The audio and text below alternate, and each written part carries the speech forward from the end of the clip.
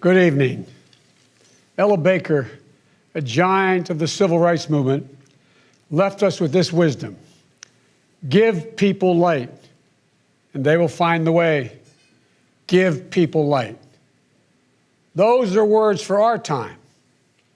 The current president has cloaked American darkness for much too long. Here and now, I give you my word.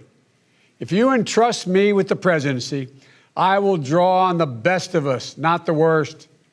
I'll be an ally of the light, not the darkness. And make no mistake, united we can and will overcome this season of darkness in America. I'm a proud Democrat, and I'll be proud to carry the banner of our party into the general election. So it's with great honor and humility I accept this nomination for President of the United States of America. This is not a partisan moment. This must be an American moment.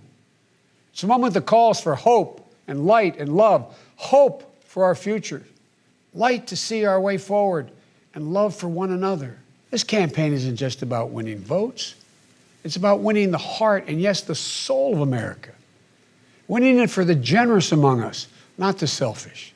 Winning it for workers who keep this country going, not just the privileged few at the top. Winning it for those communities who have known the injustice of a knee on the neck.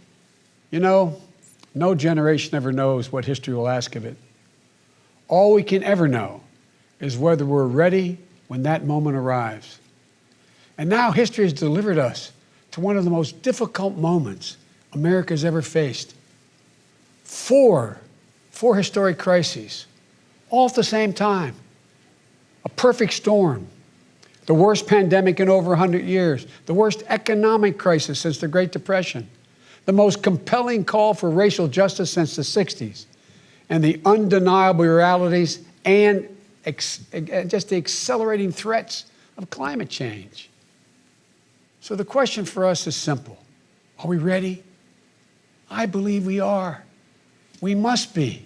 We can choose a path of becoming angrier, less hopeful, more divided, a path of shadow and suspicion, or we can choose a different path and together take this chance to heal, to reform, to unite. A path of hope and light. Character is on the ballot. Compassion is on the ballot. Decency, science, democracy, they're all on the ballot. And the choice could not be more clear.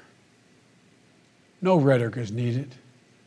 Just judge this president on the facts. 5 million Americans infected by COVID-19. More than 170,000 Americans have died. By far the worst performance of any nation on earth. More than 50 million people have filed for unemployment this year. More than 10 million people are going to lose their health insurance this year. Nearly 1 in 6 small businesses have closed this year. And this president, if he's reelected, you know what will happen. Cases and deaths will remain far too high. More mom and pop businesses will close their doors, and this time for good. Working families will struggle to get by. And yet the wealthiest 1% will get tens of billions of dollars in new tax breaks. What we know about this president is if he's given 4 more years, he'll be what he's been for the last 4 years. A president who takes no responsibility, refuses to lead, blames others, cozies up to dictators, and fans the flames of hate and division. He'll wake up every day believing the job is all about him, never about you. Is that the American you want for you, your family, your children? I see a different America. As president, the first step I will take will be to get control of the virus that has ruined so many lives. Because I understand something this president hasn't from the beginning. We will never get our economy back on track. We will never get our kids safely back in schools. We'll never have our lives back until we deal with this virus. The tragedy of where we are today is it didn't have to be this bad. And after all this time, the president still does not have a plan. Well, I do. If I'm your president, on day one, we'll implement the national strategy I've been laying out since March We'll develop and deploy rapid tests with results available immediately. We'll make the medical supplies and protective equipment that our country needs. And we'll make them here in America, so we will never again be at the mercy of China or other foreign countries in order to protect our own people. We'll make sure our schools have the resources they need to be open, safe, and effective. We'll put politics aside. We'll take the muzzle off our experts so the public gets the information they need and deserve. Honest, unvarnished truth. They can handle it. We'll have a national mandate to wear masks, not as a burden, but as a patriotic duty to protect one another. In short, we'll do what we should have done from the very beginning. Our current president has failed in his most basic duty to the nation. He's failed to protect us. He's failed to protect America. And my fellow Americans, that is unforgivable. Look, I understand. I understand how hard it is to have any hope right now.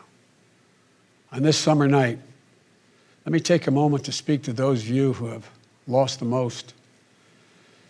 I have some idea how it feels to lose someone you love. I know that deep black hole that opens up in the middle of your chest and you feel like you're being sucked into it. I know how mean and cruel and unfair life can be sometimes. But I've learned two things. First, your loved one may have left this earth, but they'll never leave your heart. They'll always be with you. You'll always hear them. And second, I found the best way through pain and loss and grief is to find purpose. As God's children, each of us have a purpose in our lives. We have a great purpose as a nation to open the doors of opportunity to all Americans, to save our democracy, to be a light to the world once again, and finally to live up to and make real the words written in the sacred documents that founded this nation, that all men and women are created equal, endowed by their Creator with certain inalienable rights, among them life, liberty, and the pursuit of happiness. One of the most powerful voices we hear in the country today is from our young people. They're speaking to the inequity and injustice that has grown up in America. Economic injustice, racial injustice, environmental injustice. I hear their voices. If you listen, you can hear them too. And whether it's the existential threat posed by climate change, the daily fear of being gunned down in school, or the inability to get started in your first job, it will be the work of the next president to restore the promise of America to everyone. And I'm not going to have to do it alone, because I'll have a great vice president at my side. Senator Kamala Harris. She's a powerful voice for this nation. Her story is the American story. History has thrust one more urgent task on us. Will we be the generation that finally wipes out the stain of racism from our national character? I believe we're up to it. I believe we're ready. Just a week ago yesterday was the third anniversary of the events in Charlottesville. Close your eyes. Remember what you saw on television. Remember seeing those neo-Nazis and Klansmen and white supremacists coming out of fields with lighted torches, veins bulging, spewing the same anti-Semitic bile heard across Europe in the 30s. Remember the violent clash that ensued between those spreading hate and those with the courage to stand against it. And remember what the president said when asked? He said there were, quote, very fine people on both sides. It was a wake-up call for us as a country, and for me, a call to action. At that moment, I knew I'd have to run, because my father taught us that silence was complicity, and I could never remain silent or complicit. At the time, I said we were in the battle for the soul of this nation. and we are. I met with 6-year-old Gianna Floyd the day before her daddy, George Floyd, was laid to rest. She's an incredibly brave little girl. And I'll never forget it. When I leaned down to speak to her, she looked in my eyes and she said, and I quote, "Daddy changed the world. Daddy changed the world." Her words burrowed deep into my heart. America's ready, in John's words, to lay down, quote, "the heavy burden of hate at last," and to end the hard work of rooting out our systemic racism. You know, American history tells us that it's been in our darkest moments that we've made our greatest progress, that we found the light. In this dark moment, I believe we're poised to make great progress again, that we can find the light once more. In times as challenging as these, I believe there's only one way forward. As a united America, united in our pursuit of a more perfect union, united in our dreams of a better future for us and for our children, united in our determination to make the coming years bright. Are you ready? I believe we are. The Irish poet Seamus Heaney once wrote, "History says, don't hope on this side of the grave, but then, once in a lifetime, the longed-for tidal wave of justice can rise up and hope and history rhyme." This is our moment to make hope and history rhyme.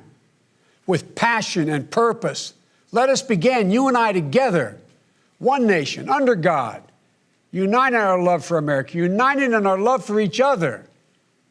For love is more powerful than hate, hope is more powerful than fear, and light is more powerful than dark. This is our moment, this is our mission. May history be able to say that the end of this chapter of American darkness began here tonight, as love and hope and light join in the battle for the soul of the nation. And this is a battle we will win, and we'll do it together. I promise you. Thank you, and may God bless you, and may God protect our troops.